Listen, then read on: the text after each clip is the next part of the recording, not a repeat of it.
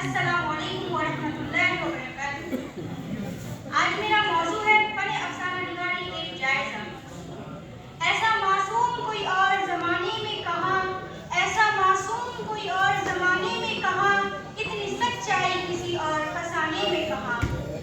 جناب صدر، افسانہ معاشرے کا وہ آنسو ہے جو افسانہ نگار کی آنکھوں سے لہو کے قطرے قطرے کرنے پھرتے ہیں۔ یہ لہو کے قطرے اسے معاشرہ اور معاشرتی نظام سے ملتا ہے۔ افسانے کے شروعاتی دور میں کمی عشق ہی اصل پیشہ تھا، جو آہستہ آہستہ ہمیں روزگار میں بدل گیا۔ افسانہ وہی نثری صنف ہے جسے انگریزی میں شارٹ اسٹوری کہا جاتا ہے، یا آج کی دور کی مقبول ترین صنف ہے۔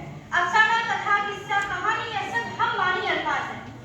افسانے کی اعزاز ترکیبی کی بات کیا جائے تو پلاٹ، کردار، مکالمہ، اسلوب اور مقصد کا ہونا بے حد ضروری ہے۔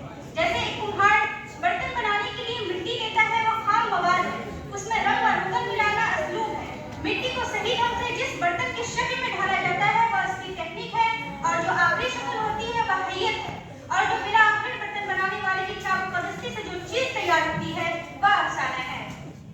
ارسطو نے کہا ہے افسانے میں ایک شروع کا حصہ، ایک درمیان کا اور ایک خاتمہ ہونا چاہیے۔ محترم حضرات، افسانہ ایسا ہو کہ ایک ہی بیٹھک میں یا ایک ہی نشست میں پڑھی جائے۔ ایک افسانہ نگار سوسائٹی کے برننگ پرابلمس کو معاشرے کے سامنے اس طرح پیش کرتے ہیں کہ پڑھنے والے کی ہی آپ بیتی نظر آتی ہے۔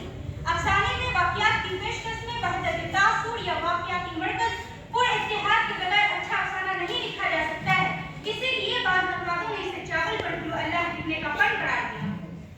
جناب علی وقار، یہ صنف قدم قدم پہ فکر و فن کا ایسا جلال و جمال پیش کرتی ہے جس سے ذہن کو نور اور دل کو سرور حاصل ہوتا ہے۔ اردو افسانے کا باقاعدہ آغاز 20ویں صدی میں سجاد حیدر یزدان نے سب سے پہلے داغ کرتا ہے۔